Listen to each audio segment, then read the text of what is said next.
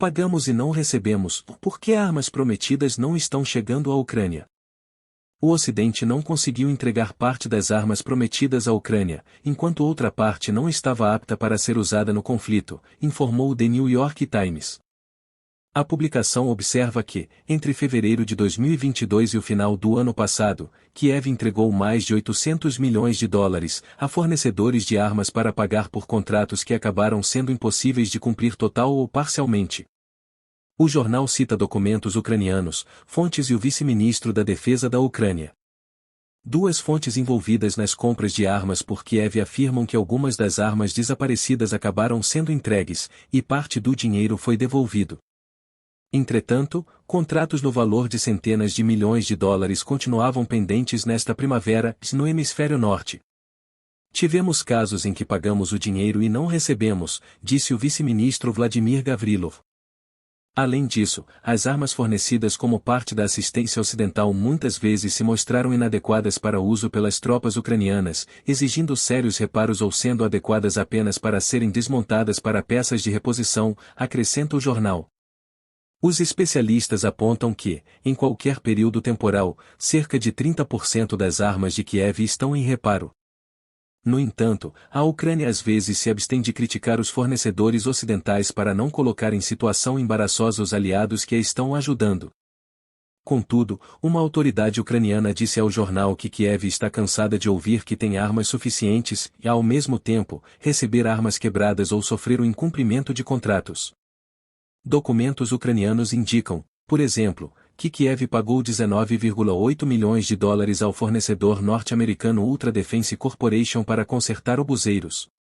Mais tarde, eles foram enviados de volta à Ucrânia, mas estavam em condições inadequadas para missões de combate. Na primavera de 2022, a Rússia enviou uma nota aos países da Organização do Tratado do Atlântico Norte, OTAN, por causa do fornecimento de armas à Ucrânia. Moscou tem repetidamente observado que qualquer carga que contenha armas para Kiev se tornará um alvo legítimo para os militares russos. Mais uma notícia. Stoltenberg, arsenais da OTAN se esvaziaram devido ao apoio à Ucrânia. O secretário-geral da aliança chamou os Estados-membros a produzirem um setor de defesa mais forte em meio aos problemas relacionados aos suprimentos pró-Kiev. Os arsenais da OTAN estão vazios devido ao apoio a Kiev, e precisam ser reabastecidos com urgência, disse na segunda-feira Jens Stoltenberg, secretário-geral da OTAN, durante a Conferência Econômica do Dia da Indústria Alemã. Stoltenberg afirmou ter discutido na semana passada opções de reabastecimento urgente com representantes das indústrias de defesa dos Estados-membros da aliança. Precisamos de um setor de defesa mais forte, cujos representantes estão reunidos aqui hoje. Nossos estoques de armas e munições estão vazios e precisam ser reabastecidos não apenas na Alemanha, mas também em muitos países da OTAN, assinalou o alto responsável. No domingo, Stoltenberg se pronunciou contra o congelamento do conflito ucraniano, bem como contra sua conclusão nos termos da Rússia. De acordo com ele, a OTAN continuará apoiando a Ucrânia. Altos responsáveis e funcionários de países ocidentais têm repetidamente identificado os estoques e níveis de produção baixos como impedimentos para um maior apoio a Kiev. Mais uma notícia. Kiev diz que a única maneira de acabar com o conflito não é uma trégua, mas o reforço do exército. O conselheiro do chefe do gabinete do presidente da Ucrânia, Mikhail Podolyak, disse em seu Twitter que a única maneira de encerrar o conflito com a Rússia é Kiev maximizar suas capacidades militares e recuperar os territórios. Nenhuma trégua, que os pacificadores de jaleco branco estão tão ansiosos por conseguir, pode trazer a paz. A única maneira de acabar com a guerra é por meio do retorno do respeito à lei internacional.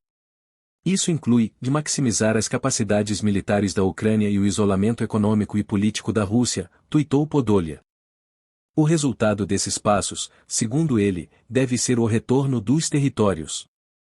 O presidente ucraniano Vladimir Zelensky, falando na cúpula do G20 na Indonésia em meados de novembro de 2022, propôs uma fórmula de 10 pontos para restaurar a paz na Ucrânia, o que inclui, em particular, a recuperação da integridade territorial do país, a retirada das tropas russas e a restauração da justiça.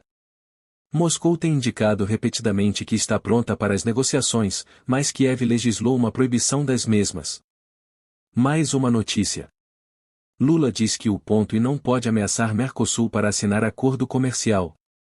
O presidente Luiz Inácio Lula da Silva comentou que a União Europeia não pode ameaçar o Mercado Comum do Sul, o Mercosul, pela assinatura do acordo comercial entre os dois blocos, afirmando que vai conversar com seu homólogo francês, Emmanuel Macron, sobre o assunto. Quero discutir com Macron a questão da aprovação pelo parlamento francês do endurecimento do acordo Mercosul. O ponto e não pode ameaçar o Mercosul, somos parceiros estratégicos, disse Lula na segunda edição do Conversa com o presidente ao falar sobre sua viagem à Europa nesta semana. O presidente acrescentou no programa transmitido ao vivo em suas redes sociais que em Paris vai participar de um evento público em frente à Torre Eiffel para falar sobre meio ambiente com vários líderes políticos e artistas.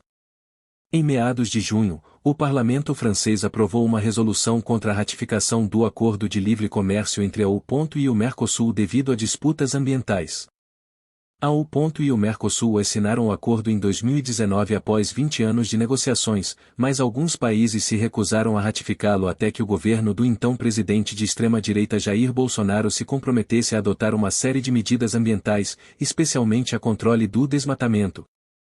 Lula informou ainda que em sua viagem à Europa vai se reunir com o Papa Francisco para discutir o conflito na Ucrânia.